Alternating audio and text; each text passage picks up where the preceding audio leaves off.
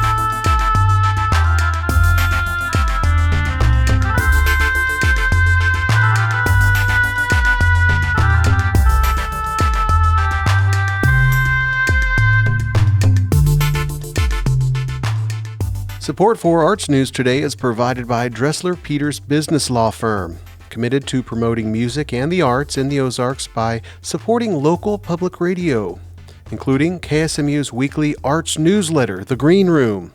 Information at DresslerPeters.com. And support is also provided by Pickwick Underground Framing, offering custom picture framing and installation. Open weekdays 10 to 5:30 and Saturdays by appointment at 611 South Pickwick Avenue. Information at PickwickUndergroundFraming.com.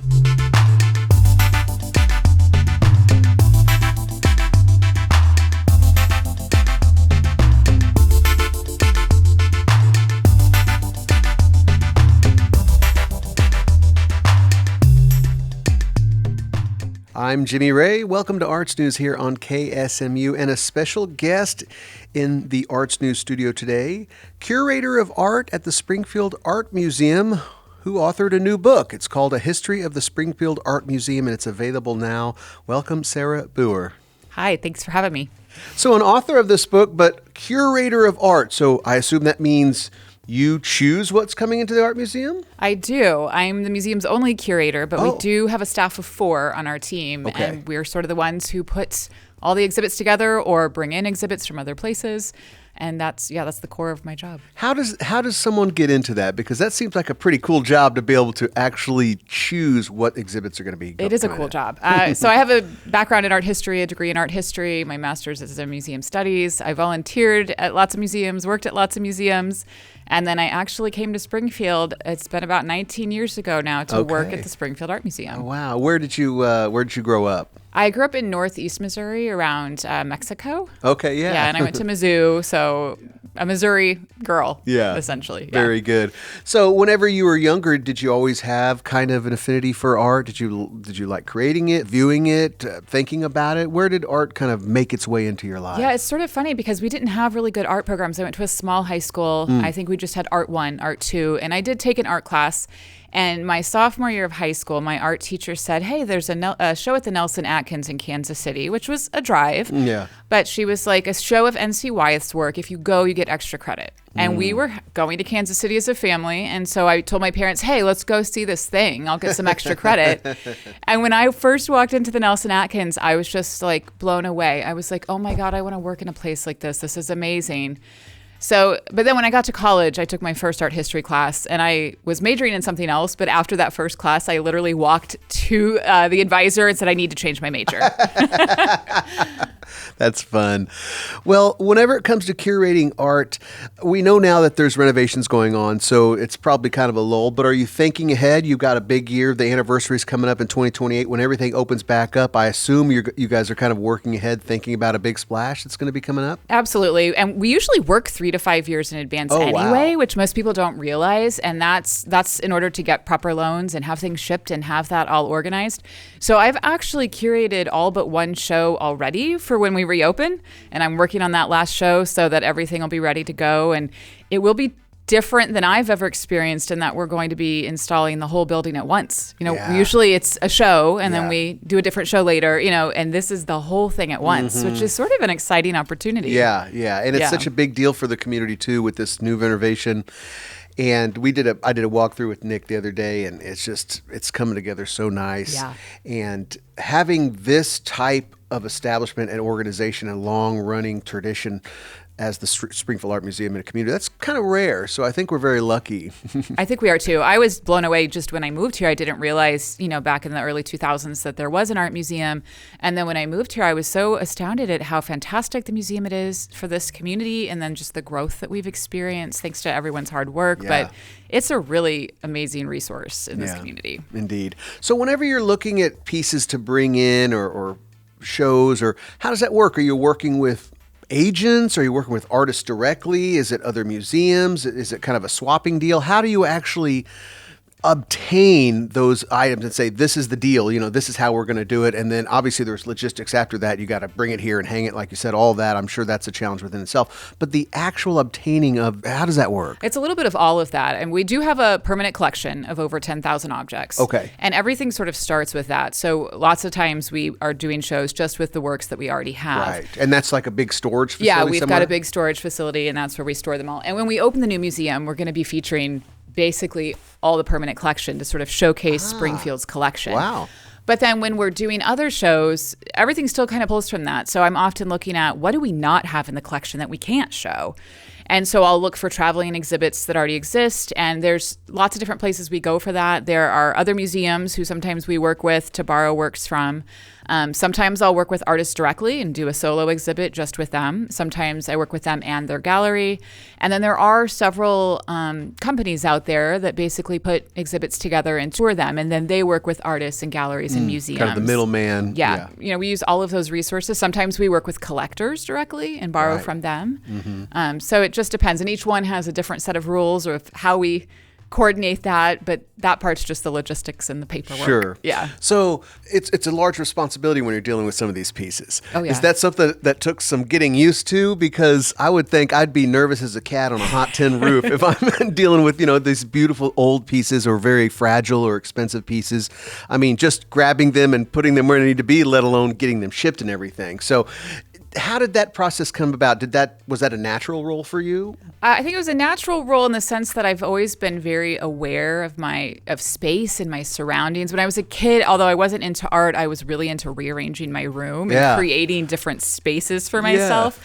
But then just years of volunteering and working in museums, you do develop sort of a sixth sense. And I would say that's something amazing about my current team is we almost don't even have to talk when we move a piece of art, although we do because we're very careful. And we always joke because people are even at the museum are like, what are you guys talking about in your meetings? And I'm like, well, we usually spend hours talking about how can we move this thing without moving it? Yeah. Because we hate moving things because that's when it's at risk, right? Sure. And so we spend a lot of time just talking about how are we going to get this from point A to point B. And that's one of the things I'm actually really thrilled about with the new museum is we have these straight hallways with flat floors, which we did not have before. Yeah. So moving from point A to point B will be a lot easier. Yeah. Nick was kind of showing me some things. So, we can bring it in here and the flow is going to be much easier. Yes, it'll be much easier. And big doorways. Yeah. But even with that, I will say we've had a few pieces that we borrowed from different museums, especially we did a show several years ago from the Smithsonian where there were pieces that just were important to my art historical development that when I was in college, I was in love with those pieces and then here they are in our building. And I definitely have had a few moments when we opened a crate where I was like, oh my gosh, this is here. Kind of starstruck almost. Yeah. But I think you kind of develop, you develop a sixth sense for just where things are and how to move together and how to move slowly. And we have lots of tools that help us. We try to put things on carts and, Sure. Yeah. Very illuminating. If you're just joining me, I'm Jimmy Ray. You're listening to Arts News here on KSMU, and I have special guest, curator of art and author of a new book about the Springfield Art Museum. It's Sarah Boer. Let's move into this book, Sarah, A History of the Springfield Art Museum. It's available now. You'll be doing a panel discussion later this summer with some other cats to talk about the book and the art museum itself, but this book is now available right now. Folks can actually get a copy. Is that right? Yes. Okay. Yeah. And what's the best way to do that? Is it a website or just get call or drop by somewhere? Easiest if you call the museum. Yeah. Or if you email the museum at their art museum at springfieldmo.gov. Okay. And the phone number here is listed 417-837-5700. And so, what spawned this book? Is this something that was your idea? Was this something in the works for a while? Was this an assignment put on you? How did this book come together? So it was sort of my idea because when I did start 19 years ago, I couldn't really figure out what the Springfield Art Museum was about. We didn't really have a developed website. There was no historical book around. And so when I first started, I was trying to get a sense of what the history was and didn't really have it. And then over the years, started to come across different documents. One of our registrars at one point came across the thesis of our founder, Deborah Weisel. And her thesis is all about founding the Springfield Art Museum. So that was a treasure. And when I read that, I was like, oh my goodness, this is amazing. This woman was incredible. And she actually was in the art department here at Missouri State when it was State Teachers College. Wow. And some of the things she was doing then, we were still doing. So I started to get really excited about, wow, we're continuing this legacy without even knowing it. So I started really seeking out primary sources and trying to put together a history of who we were. And then after Nick Nelson, our current director, started, we really got excited about that. And he was like, oh yeah, let's figure out who we are. So over the years, I just kept piecing things together. And finally, I think it was about 2018, 19, I started to say, you know what, I should put all this in one source. Because we also have these amazing scrapbooks that our founders started where they took clippings of all the newspaper articles about the museum and photographs. Wow. And so we had a lot of resources, but they were all separate. Yeah. So I started writing an essay, thinking, well, I'll just write an essay. And then that bloomed into something larger. And so then I did get guest essays also. There's guest essays in the book. We hired Caitlin McConnell of Ozarks Alive to do just a special biography of Deborah Weisel, our founder. And then our former museum educator, Kate Baird, she had just left the museum when I started. And I said, would you write me just sort of something about what your work was over the last 10 years? So we have this great essay about art and education at the museum. And then the one thing I found as I was working on the history is, I was constantly like, gosh, I wonder why they made this choice. I wonder why they bought this piece of art or why they did this or that. Because sometimes we have great records and sometimes we don't. Right. And I thought, gosh, we have our director right now. And so I asked Nick to write, could you just reflect on your tenure and what you were thinking over the last, 10 years? So he did that for us. So it's not just a history. It's got all of these other additional resources. But I say it's sort of a gift to myself. I kept thinking, what did I wish I would have had when I started that would have given me a picture of what this place is so that I could kind of hit the ground running? Yeah. And that's sort of what this has become. And so I really wrote it for myself and our staff, but I think other people are responding to it because it also talks about Springfield. I mean, this is Springfield's history too. Sure. And a long running history. I mean, turning 100 years old in 2028, whenever the reopening will happen. So a lot of history there. And so this is kind of a bridging of the gap. Like you said, a lot of segmented information now. We can get it all in one place and take it all in. It's called A History of the Springfield Art Museum. It's a book by the curator of art, Sarah Boer, who's here with me today in the Arts News studio. You can get a copy of this by calling 417-837-5700 to arrange payment and pickup or a mailing of the book. You can also email them. Give them one more time on that email. That's artmuseum@springfieldmo, like springfieldmo.gov. Beautiful, beautiful. So is this your first attempt at writing, or have you got a long history of writing? Yeah, I've got a long history of writing for the museums. Because I usually publish catalogs and books in conjunction with exhibitions. The biggest one probably was I did a Rose O'Neill at Retrospective back in 2018, and that was probably the largest book to date that I had done until this. But mostly they've all been catalogs about the collection or art. Yeah. And so this one took a little bit longer because I was spending a lot of time having to go dig for all those primary resources instead of having, an artist that I could just interview right now. Yeah, right. Very good. So whenever you're curating art, whenever you're putting pieces and exhibits together, do you have anything that personally you really love? Is it the sculpture, paintings? Is there any type of art or a medium that speaks to you personally? Well, I would say I love a little bit of everything, and that's what's been great about being at this museum is most of my focus is American art, and my art historical degree was on American art. So that's what our collection mostly is. Right. And I go in phases, it depends on what I'm seeing and what I'm looking at, but I try to look at I try to balance the exhibitions and think about what have people not seen, what have we not done, so that there's always something new. And especially within the building as a whole, if I've got a gallery with paintings, I'll think, well, we need a gallery with different mediums so that hopefully when you come in, at least something will speak to you, because nobody loves everything and Sure. not everybody's going to be engaged with every piece. And I'll even think of that in terms of if I've got a really abstract exhibition or a really minimal exhibition, then I'm going to do a gallery next door that's a lot more approachable, that maybe is more realistic work or something like that, so that there's just different ways you might engage. But usually if there's a spark of curiosity for me, then I'm like, okay, let's go down this route. But I also have done a lot of work the last 10 years trying to also bring other guest curators in so that it's not just me picking. Right. We've done that with local artists and musicians and students here at MSU and professors. And so we're trying to bring in other voices and also see what other people are attracted to in the collection. Yeah, sure. Because there's always a different perspective you can bring to things. Yeah, absolutely. So do they get full control, or is it just kind of a sounding board that they work with you on, and you can kind of gauge what they're reacting to or what they're drawn to, and you guys work together on that? Or is it they have free reign and get to do the whole exhibit? So if we're working with the students, there's a little bit of a framework, but we do let them pick all the pieces. Wow. Now, of course, the only reason we would say no to showing a piece is if it's too fragile to be shown, or if it was just on view because things have to rest for conservation. But basically, it's wide open. I did a show a few years ago where I invited a local musician, a local poet, and a local dancer to pick work, and whatever they picked got in. And then they made new work in their own medium sort of in response to that. Right. So I try to let it be as open, and we are just there to sort of provide the guiding framework of like, once you've picked the work, how do we help you put this into an exhibit? Right. But there's a little bit of guardrails if it's a student group or something like that. And then really the only time we would say no is this is too fragile to show, or this was literally just on view, so let's pick something else. Yeah, we're right. trying to constantly pull from the collection so it's not the same pieces over and over. Sure. Very interesting. The Springfield Art Museum celebrating 100 years in 2028 once it reopens from this massive renovation.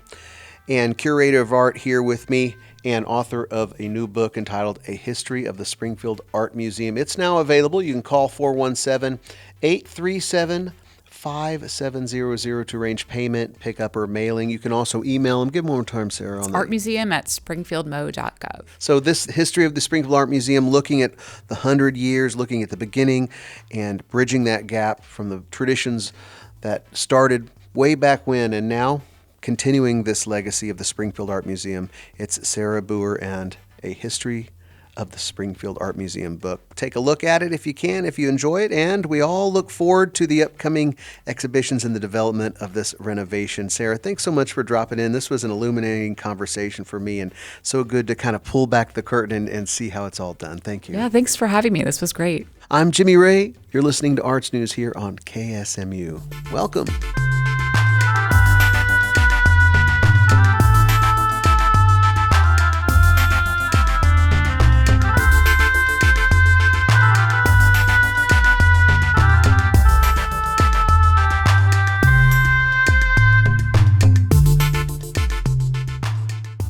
Springfield Ballet has announced the appointment of Jesselyn Cortez as Outreach Coordinator as it celebrates its 50th year as an organization. Jesselyn began her training in classical and contemporary ballet techniques at the age of 3 through Bethel Ballet Academy in Hanford, California.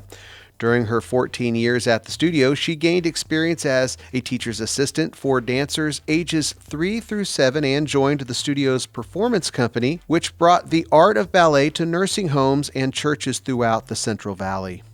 Jesselyn went on to earn a Bachelor of Arts in Counseling Psychology and built a career in higher education student services, advancing until she became a Director of Career Planning and Development at Drury University upon her move to the Springfield area. She returns to the arts this summer as Springfield Ballet's Outreach Programs Coordinator, where she focuses on showcasing ballet to Springfield residents who may have limited exposure to the arts. Cortez says dance brings music to life and invokes creativity, discipline, resilience, and courage that not only enrich students' lives, but teach them skills that help them pursue their goals and overcome any obstacles in their path. She continues, "It is my honor to be a part of my students' growth journeys and see all they will accomplish during and after their time with Springfield Ballet." Jesselyn joins Springfield Ballet during its 50th anniversary season, celebrating 5 decades of premier ballet education and artistic excellence, while marking a year of milestones for outreach programming and increased community support. The 26-27 season celebrates a 30-year partnership with the Kennedy Center's Any Given Child initiative to provide transportation for every Springfield Public Schools second grader to attend a live abridged performance of the Springfield Ballet's presentation of The Nutcracker, or an alternative spring production. For nearly 20 years, Springfield Ballet has also partnered with the Springfield Public Schools to deliver Dance Chants, which provides free weekly after-school dance classes to Title I elementary schools. During the upcoming 26-27 academic year, Springfield Ballet expects to serve another 360 kindergarten through third grade students across 6 schools in this free program, with support from the Missouri Arts Council and Great Southern Bank. And promising Dance Chant students with passion and aptitude for ballet are invited to continue their dance training in Star Steps, a program that provides mentorship from Springfield Ballet students, a Ballet 1 level dance class, and dress code requirements free of charge. Now entering its 5th year, Star Steps has already impacted 61 students, with 31 students participating in the program over multiple seasons. 11 participants have been awarded Springfield Ballet scholarships and gone on to perform in Springfield Ballet main stage productions. Springfield Ballet was selected as one of 7 recipients of the 2026 Youth Empowerment Project grant to support its Star Steps program. And Springfield Ballet also provided free adaptive dance classes to Arc of the Ozarks SOAR, which stands for Strengths, Opportunities, Access, and Resources. And the participants there reaching 45 students each season since 2021. Arc of the Ozarks was recently awarded the Springfield Regional Arts Council's Arts and Culture Program Support Grant to fund the expansion of these adaptive dance classes and support its annual SOAR Talent Show.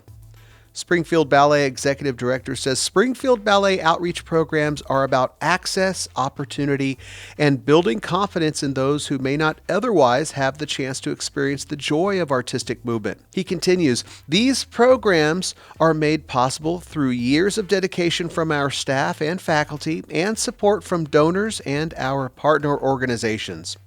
For more information about Springfield Ballet's outreach programming, their 50th anniversary season, upcoming events, or ways to support the organization, visit springfieldballet.org.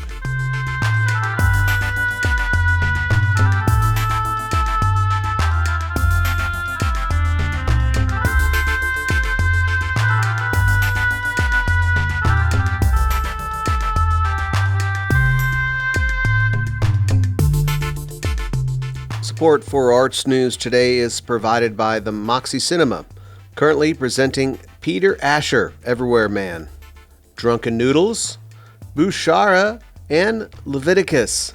Showtimes and ticket information at moxiecinema.com.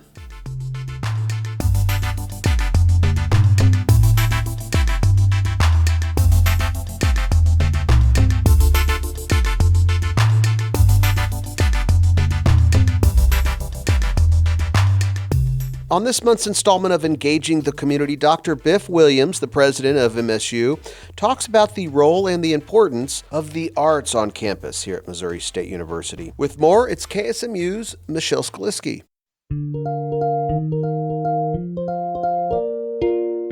This is Engaging the Community, a monthly conversation with Missouri State University President Dr. Biff Williams. I'm Michelle Skaliski. Good morning, Biff. Good morning. Well, today we're going to talk about the role of the arts at the university. First, what defines the arts here at Missouri State? Boy, that's a comprehensive question. So we've done such a great job as Missouri State University with embracing the arts. Just last night, I went to Tent Theater. It's the 64th season. I've been to every show since I've came here. So we look at our marching band, the Pride Band, the chorale, and all that they're doing. Arcash has really embraced the arts. I think that the university has really done a good job of integrating the arts with our community. How do the arts on campus help the university tie into the broader community? I think by inviting our community to the campus. If you look at Winnetka They've had over 250 Broadway shows, so we invite the community to those Broadway shows. If you look at Great Southern Bank and all the concerts that we have there, people come here to the ball games. A lot of people come not only for the athletics, but they come to hear the band. If you look at, we have over 400 marching band members, which for me, that's one of the largest bands that I have ever participated in. And it's exciting because it attracts the community here, and then they can learn more about the university. Why is it important as a university to invest in the arts? I think that we're serving a broader community, and so there are some people that really like the arts. There's some that really like the sciences. There are some that really like athletics, and it's important for us to be holistic. We are the state institution in this area. We are to model what's best about our community, and I think the arts is what's best about our community. So appealing to that greater audience is important. Speaking of investing in the arts, the Judith Inyart Reynolds Performing Arts Complex is currently under construction. Can you give an overview of that project and an update? Where does that stand right now? So we should be moving in September. I think they're on track. I'm not sure if the rain this summer has really pushed us back, but it's a 24,000 square foot building. It's going to house our theater and dance department. It has just a fantastic lobby, a reception area. There's performance teaching studios on the second floor. And then what's really important is that black box theater. And they tell me that they're on track. They're doing finishes as we speak. If you drive by there at night, sometimes they leave some of the lights on so you can see that it's really coming together well. Yeah, the previous building, the Art Annex, was an old building from Camp Crowder. So it sounds like that new space is needed. It was, and that was the first thing I heard on my campus is how quickly can we tear that down? And the ball had been rolling, the funding had been secured, and so instead of a groundbreaking, we did a raising. We took the sledgehammer to the walls, and some of those faculty that have taught there for a long time were probably the most aggressive ones to tear down those walls. I was there. I can attest to that.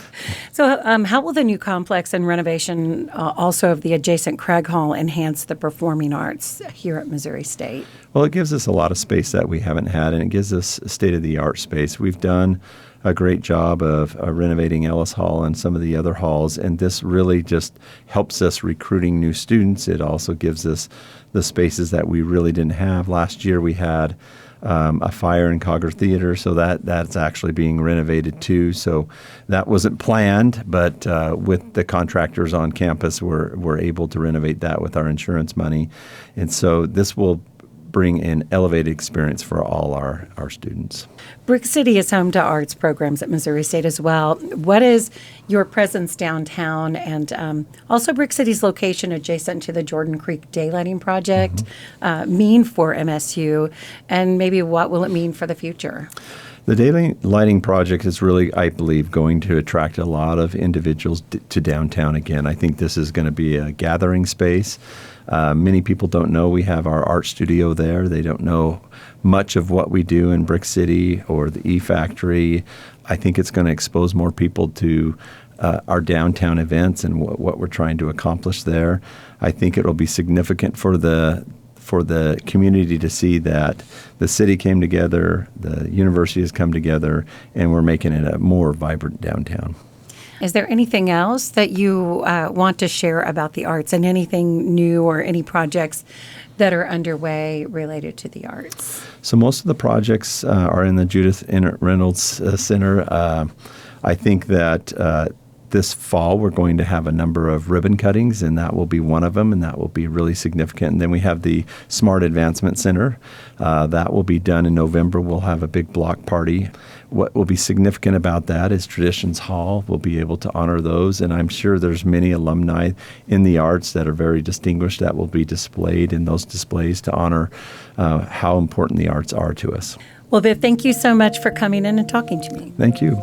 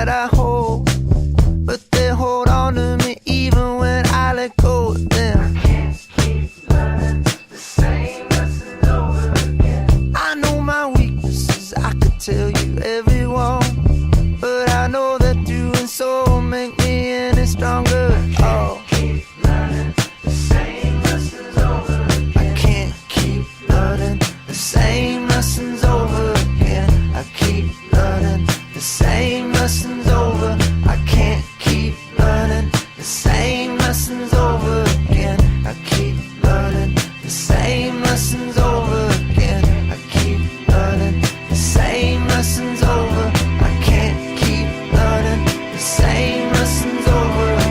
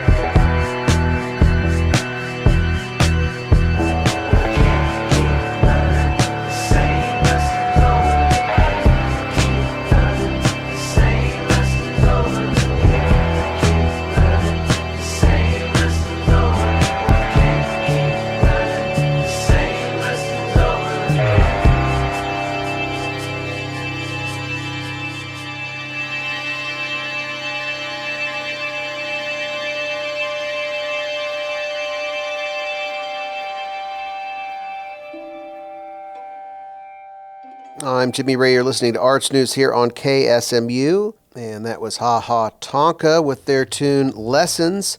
They'll be at Tie and Timber tonight with special guest Little Jones. Show kicks off at 7 p.m. It's a $10 cover. Tie and Timber is located in the Roundtree District at the corner of Cherry and Pickwick. More information on Facebook or tieandtimberbeerco.com.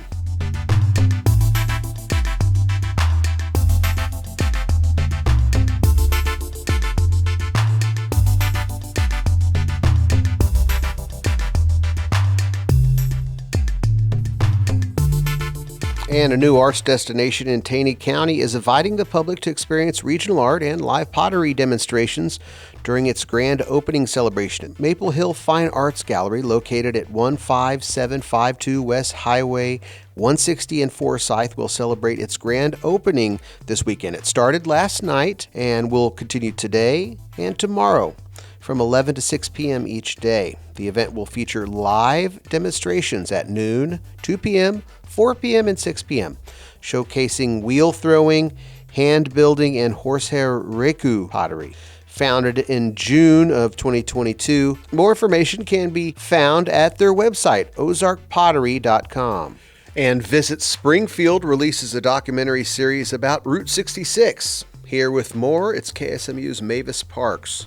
The marketing team of the organization and videographer Josh Kingham worked together to create the series. Madison Yawn, marketing content manager for Visit Springfield, says the VP of marketing, Andrea Copeland, came to her with the idea. People in Springfield just didn't know the importance of Route 66 and how it really is a huge part of our community. And so that was the story that she wanted to tell. And she kind of turned to me and said, great, now make this happen. Among the suggestions by Yawn were the Joyce Theater, the Shrine Mosque, Rail Haven Motel, and Rockwood Motor Court. To film the series, Visit Springfield commissioned Josh Kingham Productions.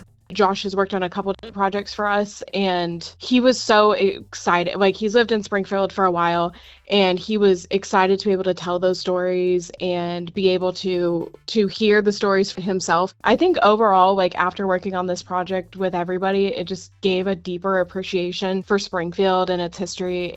All 4 episodes of the series are available for viewing on the Love Springfield, Missouri YouTube page. For KSMU News, I'm Mavis Parks reporting.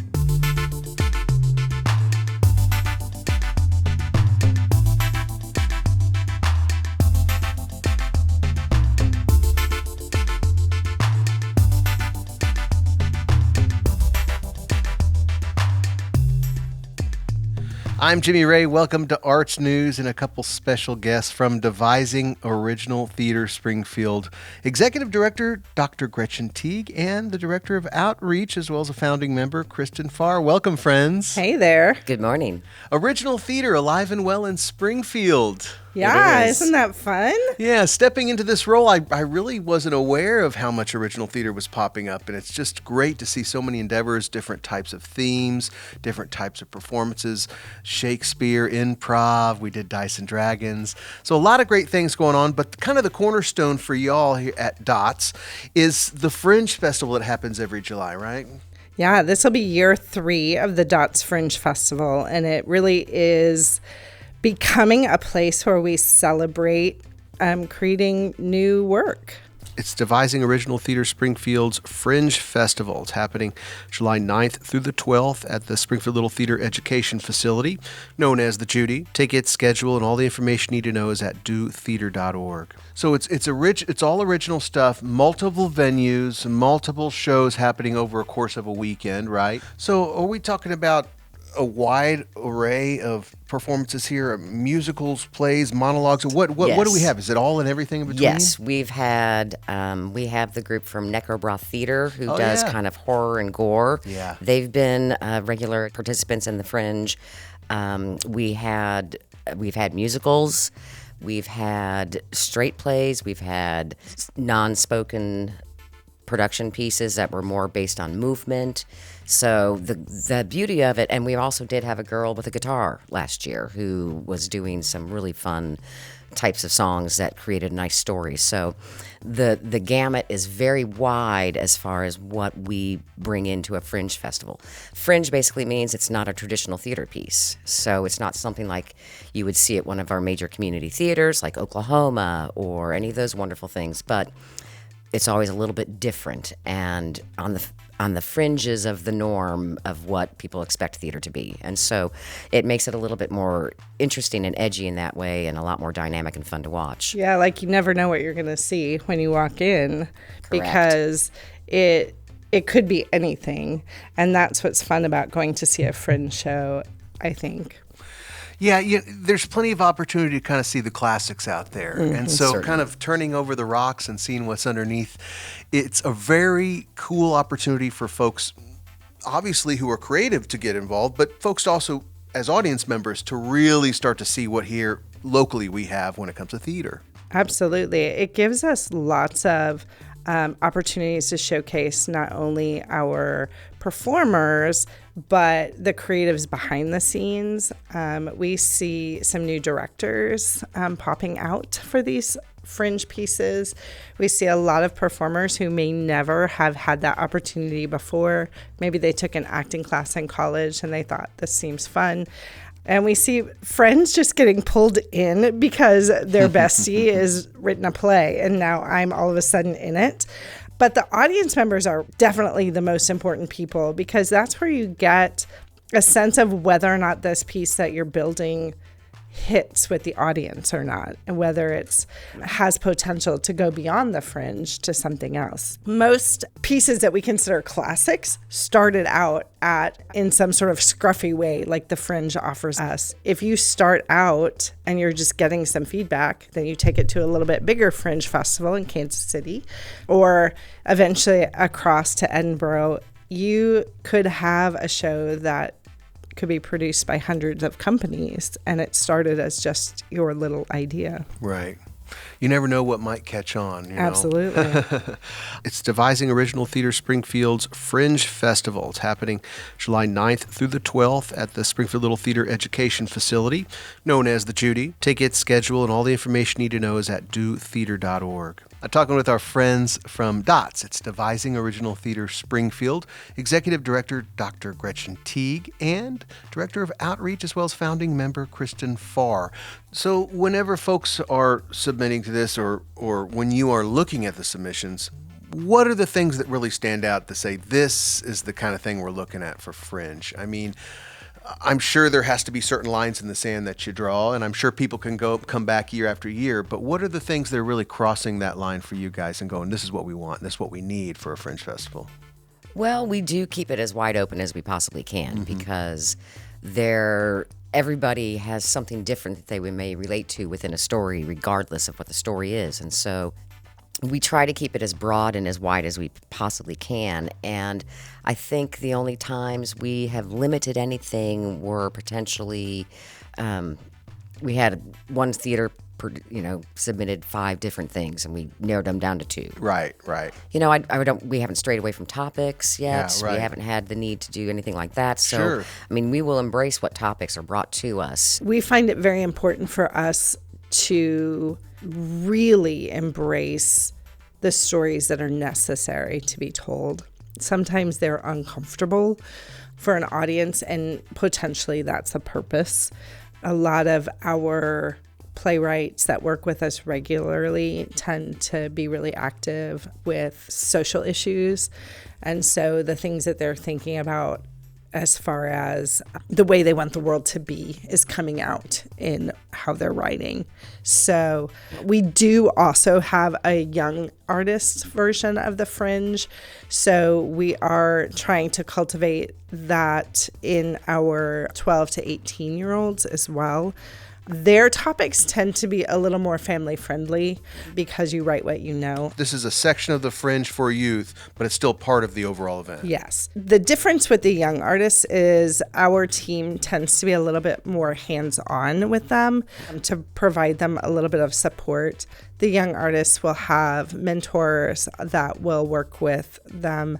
Springfield Little Theater Education Department has partnered with us on this program. But as far as topics go, the young artists, I think that we tend to encourage them to write about what they know. Sure. And so whenever we're talking about the Fringe coming in on its 3rd year, you say, Yes. What has the past years looked like? Venue-wise, number of acts, what's the event, Kristen, what did that look like over the past couple of years, and how is it kind of growing or changing in a 3rd year? So our first year, we started out and we had 2 locations downtown, and it was quite nice. It kind of worked very well with what we were trying to accomplish then.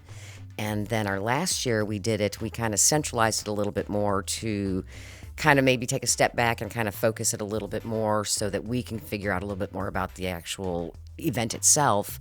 And we moved it to the Judy, the Springfield Little Theater Education Building, and had 2 theaters running wonderfully.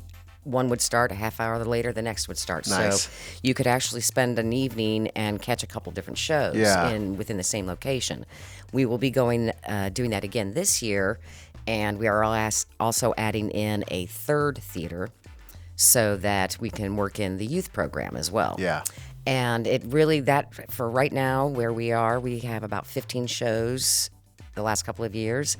We hope to do that at least, if not a few more, now that we've added in the youth groups. We will definitely outgrow the Judy, and I'm looking forward to that, and then we'll start to be able to spread out a little bit more and be strategically placed in places downtown again where people can get the downtown experience as well as doing the Fringe as well. So I love how the partnership is working here with Little Theater and the Judy, and we're all in the common space here. This is a sort of, it's not a competition here when it comes to the arts. I really love to hear and see about that. it has been, the type of support we've been getting has been incredibly instrumental in helping us build this Fringe Festival. Not just from the Springfield Little Theater. Our first year we partnered with High Tide Theater and also Yes. Springfield Contemporary Theater. That's where we actually hosted it, was in their spaces. And the beauty of this is we all recognize that we have such a huge theatrical community here that there's room for all of us, Yeah. and that there is room to help lift each other up and give each other space to perform. Yeah. You know, it can be kind of frustrating because all these theaters have so much going on. You can definitely, almost every weekend throughout the season, be seeing something new and different being offered around. And the beauty of the Fringe is we kind of do that and compact it into 4 days. Yeah. So music festivals, theater festival, it's a great idea to do and really kind of immerse yourself in the experience. Yeah, and the Fringe in July, that's kind of off season of some other theater, right? Done on purpose, yes. We wanted to make sure that we had performers and directors and tech available and space available. And so, yeah, we just kind of slid into that little niche. It seems to be that there's a lot of festivals, of Fringe festivals that happen during that summertime. Yeah. Probably for the same reason. So, as other artists are creating during the actual theater seasons, and then they take a break and dive into their own work. Yeah, excellent. I'm Jimmy Ray. You're listening to Arts News here on KSMU and talking with our friends from DOTS, Devising Original Theater Springfield, about the Fringe Festival coming up July 9th through the 12th. More information at dotheater.org. I have Executive Director Dr. Gretchen Teague here and Kristen Farr, the Director of Outreach and a founding member. So let's talk about how something like this lands in Springfield. What was the deciding factor to say, we're going to pull the trigger on this and make this happen a few years ago? What was the starting gun? I'll be honest, my starting gun was Gretchen said, hey, who wants to come do some original stuff? And I have known Gretchen since our days in the Southwest Missouri State really days. Long time.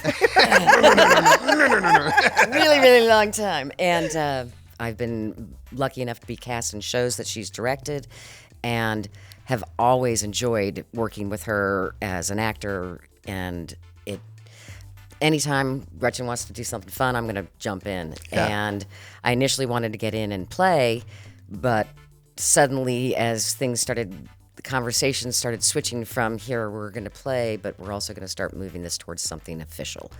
And I saw my opportunity to actually be on the side of helping create something for this community. And the idea of original theater has always intrigued me and fascinated me, and I find it fabulously interesting and evocative of so many different things that you may not necessarily get from a traditional theater. And so and I wish I kind of knew for sure what bug made Gretchen create this idea in the first place, but I'm so glad she did because it's been a blast so far. Yeah. But I think if we trace it back to my history, my sister would say it was from my times of creating shows, and I put that in quotes on my driveway. And my sister is not a performer, but she sure was made to perform a lot for our grandmother. So it probably goes way, way, way back. But I think really where the conversation started was during COVID, I think I was just feeling like creatively trapped and that there was something more to be done. And just getting some people together to just create something on a Sunday afternoon seemed like a good time.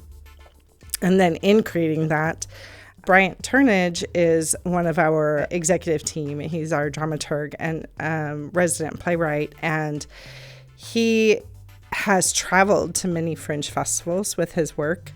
And I've been to Edinburgh, 2 or 3 times now to the Fringe Festival there, and just find it this amazing, fascinating space where you literally could see something in the size of this room performed, or something in a giant theater. And the idea of how magical it is for a group of people to come together and just create. I felt like it was something that was missing here in Springfield as well. Bryant and I have had this dream of a Fringe for probably as long as I've known him. Every time we talk, we're like, we should do this. We should do this. And to be honest, when Kristen came on and Amy started working with us, that's the push we needed for someone to be like, okay, this is really happening now. We're going to do it. Here's the dates. Let's go. Mm-hmm. So it just went from being something fun and a dream to a reality because our team just pushed us toward that. Well, that's a great natural progression that you want, especially in an artistic endeavor. And the kind words that Kristen shared about you, Dr. Teague. I hear from everybody in theater that comes into this room, so I just wanted to let you know that you are thanks. That's revered sweet. by the community. She's kind of That's awesome. So you mentioned Edinburgh there. The Fringe came from Europe, right? Or was that the original? Yeah, so the history of it is that there was a theater festival and that the festival didn't accept some entries. And so those artists were like, whatever, we're going to make our own. And so it literally was on the fringe of this theater festival. But right now, if you go to Edinburgh in August for 3 weeks, the whole town is taken over. So, and then it's just sort of grown from there. Others started to pop up. There's several organizations. There's like a World Fringe organization. There's a U.S. Fringe organization. A lot of artists, they travel from Fringe to Fringe. Right. If you're in sort of the network, you might pull in artists from anywhere that'll just take their show on the road. We connected recently with Kansas City. Last summer, we took a show up to Kansas City to perform. Met a lot of artists there and have had conversations about our way of working and how that's different from other festivals. I, in my heart, imagine someday we'll be like Edinburgh and just huge, and every space will be taken over with theater people. Well, that spirit will be resonating here July 9th through the 12th for DOTS Fringe Festival. It's Devising Original Theater Springfield. For showtime, scheduling, ticket information, and ways to get involved, you can visit dotheater.org. Head over there, get a vibe on what the Fringe Festival is. Dr. Teague and Kristen Parr from DOTS Devising Original Theater Springfield, thanks so much for joining me. Our pleasure. Thank you. I'm Jimmy Ray. You're listening to Arts News here on KSMU. Welcome.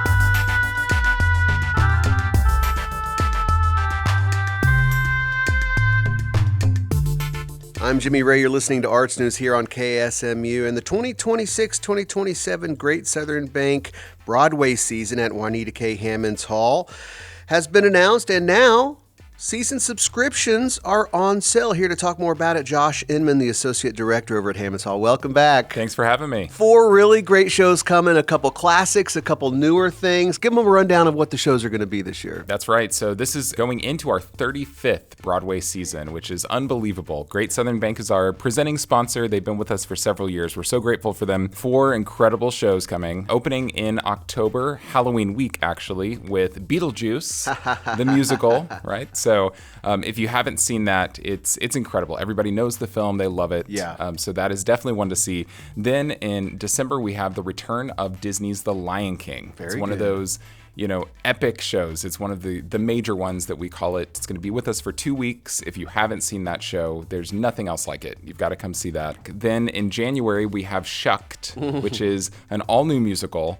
I'm not going to give too much away about it, but the music is incredible. It's one of those laugh out loud stories that, you don't have to prepare anything. Come in, you don't know anything. Yeah. You're going to leave, you're going to love it. A Tony winner? It is, yeah. And then we close with A Beautiful Noise, the Neil Diamond musical. So this is his life story with, of course, his entire catalog, all those great songs that we all know. And actually, I have to say there's a few in there that I didn't realize were Neil Diamond. Yeah. I recognize the song, but he runs the gamut. Yeah, he's one of them artists that you never know. You turn over a rock, it's like, oh, it's Neil Diamond. There he is.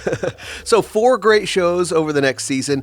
And right now, tickets are on sale to be a season subscriber. What does that mean exactly for folks? That's right. So we just went on sale this week with season subscriptions. So you pay one price and you get tickets to all 4 shows. Okay. So you are first in line to get the best seats. It's always best to be a subscriber if you can. And there's some other benefits that go with it. The main one is you get free parking. That's over $100 value. Wow. You get free parking right there in the Bear Park North, which is right adjacent to our building, that parking garage.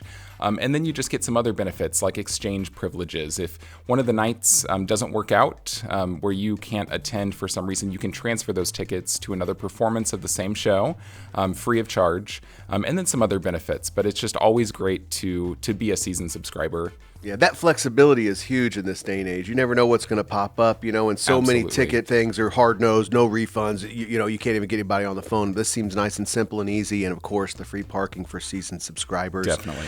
And so for folks that are interested in this, where can they find more information or go ahead and purchase these? Yeah, best place to go is our website, hammondshall.com. Everything you need to know is there. You can also give our box office a call. We're on our summer hours, so 10 a.m. to 3 p.m. Monday through Friday. But you can give us a call there, and one of our box office associates would be happy to help you. Yeah. And now a big red flag here, don't go on the internet searching stuff up and clicking all sorts of third-party stuff. Go right to the source here, because there's a lot of slick willies out there that want to take your money and rip you off. Is that right? That's right. Yes, single tickets are not on sale at this time. So you're going to see a lot of websites popping up that try to look like hammondshall.com, selling you tickets that honestly don't exist because they're not on sale yet. So best place to go, hammondshall.com, become a seasoned subscriber. Yeah. Keep it local. That's Josh Inman, Associate Director at the Juanita K. Hammonds Hall for the Performing Arts. It's the 2026-2027 Great Southern Bank Broadway season kicking up in October. Give them the website one more time. Yes, hammondshall.com. All right, Josh, thanks for coming in. We'll talk more later on as these shows start kicking up. All right, excited about it. I'm Jimmy Ray. You're listening to Arts News here on KSMU.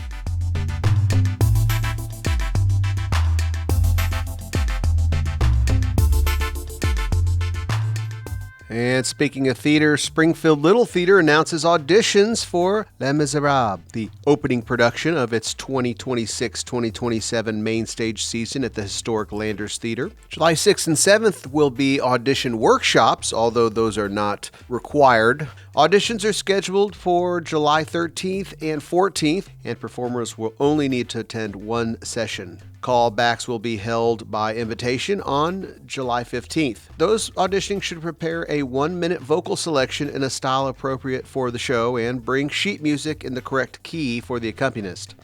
All roles are available, and the Springfield Little Theater welcomes performers of all ethnicities, identities, backgrounds, and body types to audition. Performances of Les Miserables are scheduled for September 10th through 13th, 17th through 20th, and 24th through the 27th at the Landers Theater. Additional audition information and character descriptions are available at springfieldlittletheater.org/audition. That's all the time we have for Arts News. Thanks for joining me this weekend, every week here on our public radio station, KSMU. It's Arts News, people and places, things to do. Arts News, here on KSMU. Hey!